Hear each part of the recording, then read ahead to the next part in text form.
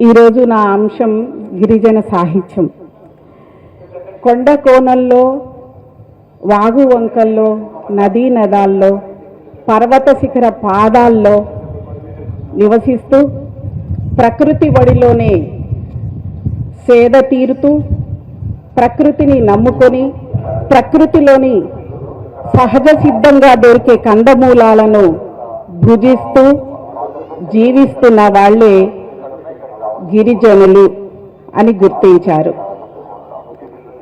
ఈ గిరిజనులు భారతదేశం మొత్తంలో దాదాపుగా 720 జాతులు ఉన్నాయి. వీరిని భారత రాజ్యాంగం షెడ్యూల్డ్ ట్రైబ్స్గా 1950లో గుర్తించింది, 342 ప్రకరణం.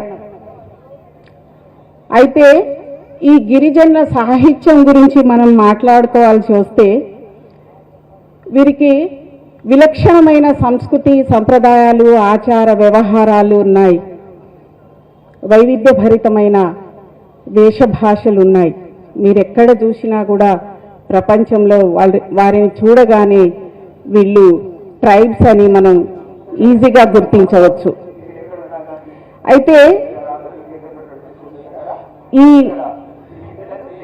ఈ భూమిలో అనేక జీవరాశులు ఉన్నాయి. అందరికీ భాష లేదు. ఈ జీవరాశుల్లో ఒక మానవ జాతికి మాత్రమే భాష ఉంది, భావాన్ని ప్రకటించడానికి. అట్లనే గిరిజనులకు కూడా భాష ఉంది, కానీ లిపి లేదు. లిపి లేకపోవడం వల్ల ఈ గిరిజన జాతిలోని సాహిత్య సంపద గిరిజనేతరులకు తెలియకుండా పోయింది. వారు ఎంతసేపు ఎక్కడ స్థానికంగా ఏ రాష్ట్రంలో ఉంటారో అక్కడి భాషను అనుసరిస్తూ ఆ లిపిలోనే రాయడం జరుగుతుంది. ఇప్పుడు వరకు అంతా మౌఖిక సాహిత్యంగానే వర్ధిల్లుతుంది. మరి గిరిజనుల సాహిత్యం వికాసం చెందకపోవడానికి కారణం లిపి లేకపోవడం.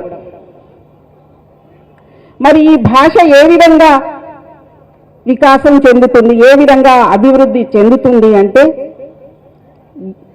గిరిజన సాహిత్యాన్ని, అంటే వాళ్ళ కష్టాల్ని, సుఖాల్ని, వాళ్ళ జీవన విధానాన్ని, వాళ్ళ వ్యతల్ని, ఆశల్ని, ఆశయాల్ని, ఆవేదనల్ని, ఆకాంక్షల్ని అక్షరీకరిస్తేనే గిరిజన సాహిత్యం వికాసం చెందుతుంది. ఇప్పుడు వరకు కూడా దాదాపుగా 1000 ఏళ్ల సాహిత్య చరిత్రలో మేము ఎక్కడ కనిపించం. మా ఆనవాళ్ళు చాలా తక్కువ. మా గురించి ఎవరు పట్టించుకోలేదు. మేమున్నామని ఇప్పుడిప్పుడే ఏ విధంగా అస్తిత్వవాదాలు వస్తున్నాయో ఆ విధంగా మేము కూడా ఉన్నామని మా గొంతుని ఇప్పుడిప్పుడే పెకలిస్తున్నాం. మా గొంతుతో మాట్లాడుతున్నాం. లేకపోతే మా గురించి మాట్లాడే వాళ్ళు ఎవరు లేరు. అయితే ప్రాచీన సాహిత్యంలో చూసుకున్నట్లయితే గిరిజనుల గురించి ప్రస్తావనలు ఉన్నాయి, కానీ వాళ్ళ జీవన విధానం, వేషభాషల్ని మాత్రమే వర్ణించారు. త్రేతాయుగంలోని రామాయణంలో ఉంది, భారతంలో ఉంది, ఆ తర్వాత వచ్చిన అన్ని కావ్యాల్లో గిరిజనుల గురించి ప్రస్తావన ఉంది. కానీ ఈ మధ్యనే తెలుగు సాహిత్యంలో 1921లో చింతా దీక్షితులు సుగాలి కుటుంబం అనే కథను రాసి వీరి జీవితాలను వెలుగులోకి తీసుకొచ్చారు. దానికంటే ముందు అమెరికాలో లూయిస్ మోర్గాన్ అనే పరిశోధకుడు 1881లో మొట్టమొదటిసారిగా భారతీయుల గురించి చెప్తూ భారతదేశంలో ఉన్న గిరిజనుల గురించి ప్రస్తావన తీసుకొచ్చాడు. ఆ తర్వాత వెన్నెలకంటి రాఘవయ్య, ఆయన స్వాతంత్ర సమరయోధుడు. ఆయన కోయ గిరిజన జాతులు గోండుల గురించి, చెంచుల గురించి పరిశోధన చేశాడు. ఆ తర్వాత గిడుగు రామ్మూర్తి గారు సవర జాతి మీద పరిశోధన చేశారు. నిఘంటువును తీసుకొచ్చారు. ఆయన ఒక టీచర్గా ఉండి విజయనగరం జిల్లాలో అడవుల్లోకి వెళ్ళి గిరిజనులతోని మమేకమై వారి భాష నేర్చుకొని ఆయనకి అక్కడ ఆ అడవిలో టైఫాయిడ్, మలేరియా వచ్చి కూడా, బ్రహ్మచర్యుడు వచ్చినా కూడా వాళ్ళ స్థితిని చూసి ఆయన చలించిపోయి వారి లిపిని, సవర జాతి లిపిని కనుగొన్నారు. ఆ తర్వాత నిఘంటువుని కూడా తీసుకొచ్చారు.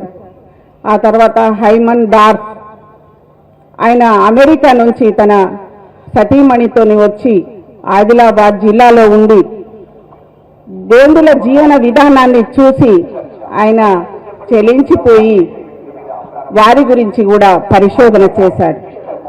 అదేవిధంగా ఇప్పుడిప్పుడు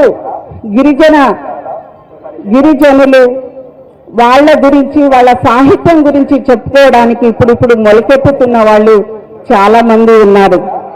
పద్మ అనసూయ, జగదీశ్వర్ లాంటి వాళ్ళు, రమేష్ కార్తిక్ నాయక్, ధనంజయ్ నాయక్, ఇట్లాంటి వాళ్ళందరూ కూడా వాళ్ళ సాహిత్యాన్ని వెలుగులోకి తీసుకొస్తున్నారు.